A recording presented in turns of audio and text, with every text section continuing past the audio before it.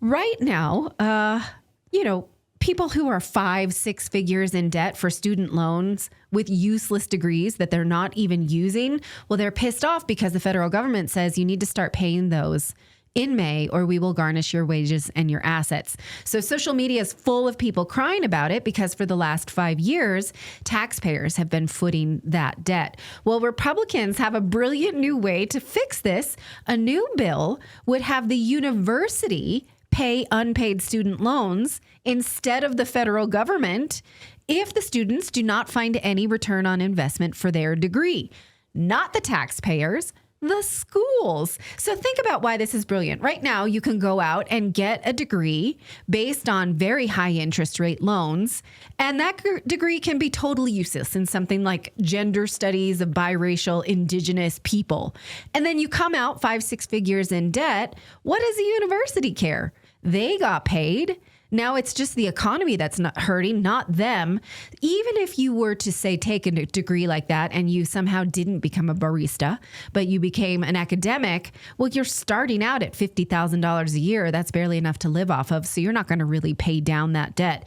Now, so these universities have no qualms selling you a useless degree, but they would if they were on the hook. Well, this isn't shocking at all. Have you heard the recent alarming news? Prominent officials are now openly warning about biological threats designed by humans. Sound familiar? Yeah, putting America's safety at risk again. You heard me right. Dr. Peter Marks, a former FDA vaccine chief, raised concerns on CNN about mysterious man-made biothreats that we're not fully prepared to handle. The thing is, it's not 2020, and this administration will not be fooled or bullied for round 2 of this garbage. However, we know their plots are very sophisticated, so I got you. And our friends over at the Wellness Company, with their Contagion Emergency Kit, offers early intervention with 5 doctor-prescribed life-saving medications like ivermectin, hydroxychloroquine, Tamiflu, and a nebulizer. I cannot tell you how important these are to have in your home. They are designed to protect you from the next global threat. Ordering is simple. Just fill out a simple digital intake form and your kit arrives in 1 to 2 weeks. Don't get caught off guard. So head over to twc.health/redacted. Use the code redacted to save $32 off plus free shipping. Head over to twc.health/redacted. Use the code redacted to save a bunch of money off of your free shipping. Kits are only available to United States residents. So now, according to this bill, if they don't make a productive worker out of you, then they have to pay the unpaid debt. This will very much change their curriculum, don't you think? So think about it. They can charge young people through the nose. Here's a list of real university classes that exist in America that they can charge students high fees for. Well, these are real real classes that people go into debt for. The sociology of Miley Cyrus, politicizing Beyonce, wasting time on the internet, surviving the zombie apocalypse. I want to take the sociology of Miley Cyrus class. Do you? Yeah. Eve could teach it because our youngest really likes Hannah Montana.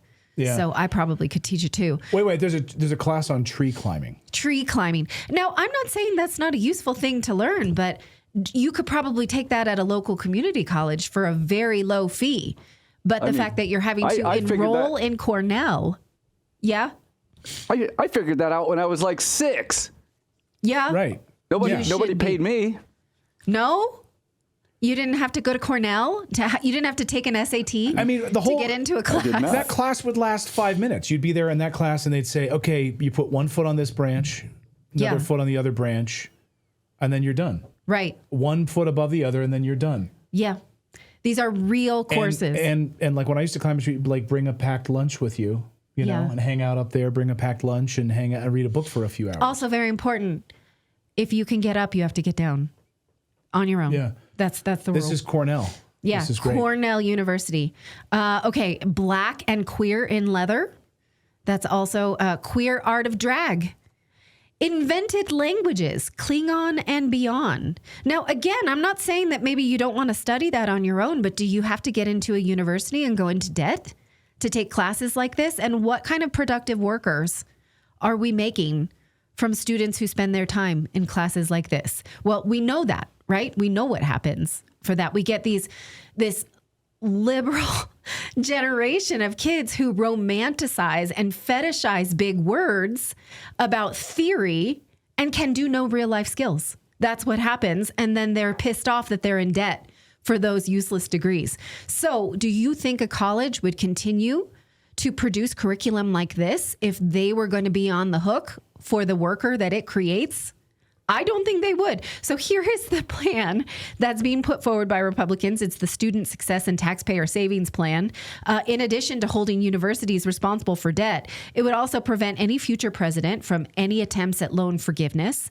So what President Biden tried to do, which is forgive student loans at the taxpayer expense, it would not allow that from any future administration, and repeal a range of burdensome and costly Biden-era regulations. It also make changes to the Pell Grants so that you don't have to use it for a 4-year university. You could use it for a short-term vocational school. That's pretty great. Again, the purpose of higher education is to make workers, right? Not make people who love to study and stay in school forever and romanticize large vocabulary. It also sets borrowing limits for students so they don't just rack up debt early in their life. Seems like a really good bill made to fix what's obviously broken. So instead of just fixing people who have taken that debt on already and putting that on the taxpayer, it's making sure that this does not happen again, putting that debt burden on the university. And I love it. So we'll see where it goes. It has to move through one more committee before it goes to the House floor for a vote. Republicans could pass it if there's no lobbyists stopping them. And you have to think that universities are going to freak out. Like, what? We've been able to charge students for this useless service for decades. Why can't we just keep doing that? It works for us. But doesn't this sort of violate the rules of capitalism, though? I mean, if you're forcing these universities, I mean, they're putting out a product. Someone is then kind of dumb enough to buy it. And yes, and they're dumb enough to go along with it. And, you know, to me, this is like a free market thing. This is the way capitalism works. If it sucks, and now we're seeing the return on investment from universities, like college degrees are essentially worthless. Yes, but for a lot of Clayton, this people, is America. And if I buy a lamp at Home Depot and I don't like it, I can return it. Right. Right?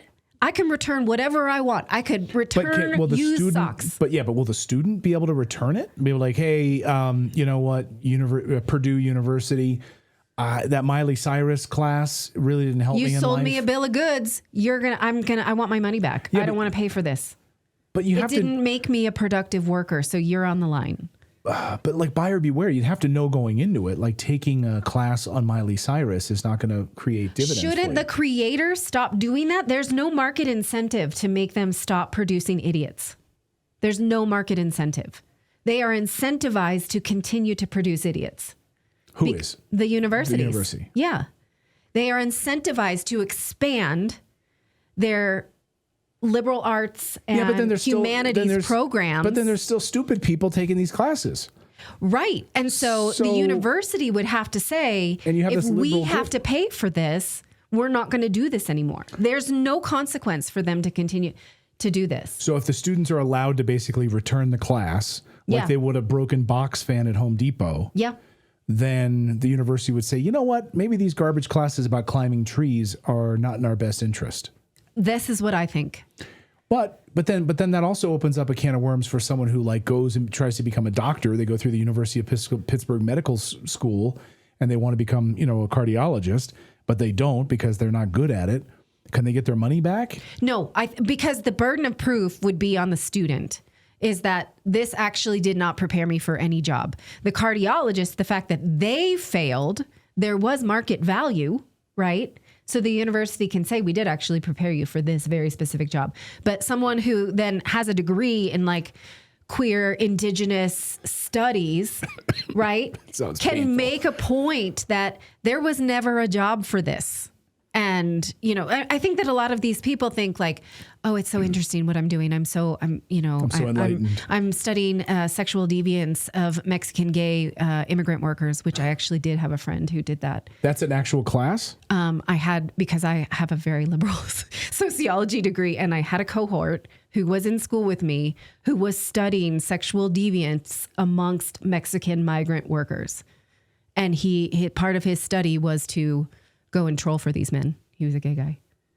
He actually did this as part of his. He's like, I need to go do some field research. That's what he did. Yes, he did this.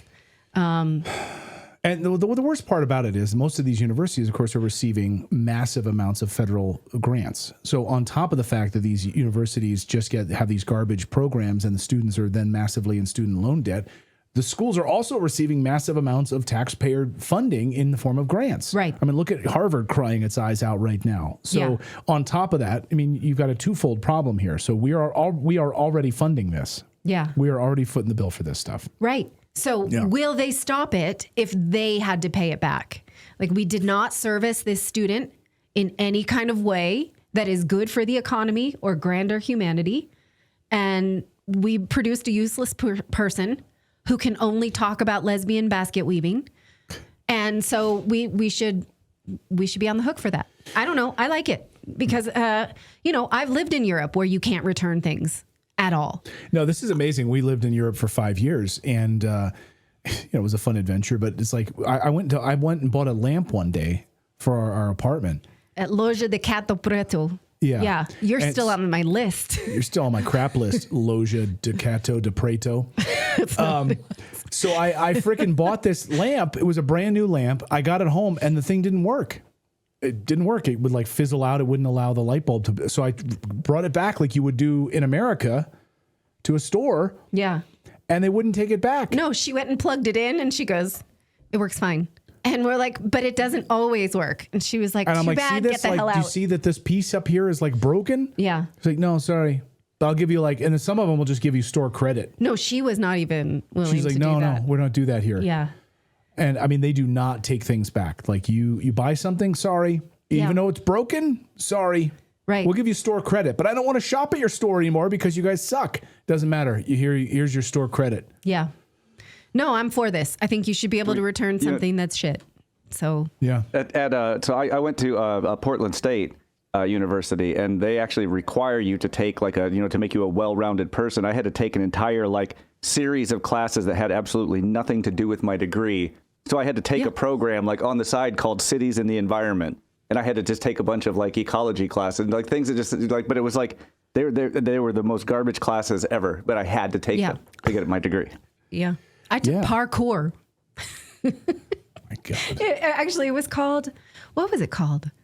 Well, you go around a park and you do the waste of time is what it's called. You know when you walk around a park and you see a balance beam and stuff? It was that where we went around the university and went to the balance beam and but then we walked next to the pull-up bar and we did that. And then we walked. Yeah, that was a real university class. Sherry Carter in our chat says that's why trade schools, 2 years, all the classes have value. That's right. I mean, people should learn these skills carpentry, plumbing. Yeah. Learn actual skills. Yeah. Rather than this garbage, how to climb a tree. Right. All right. Let us know what you think of this. If you think that the university should be on the hook for doing shit work.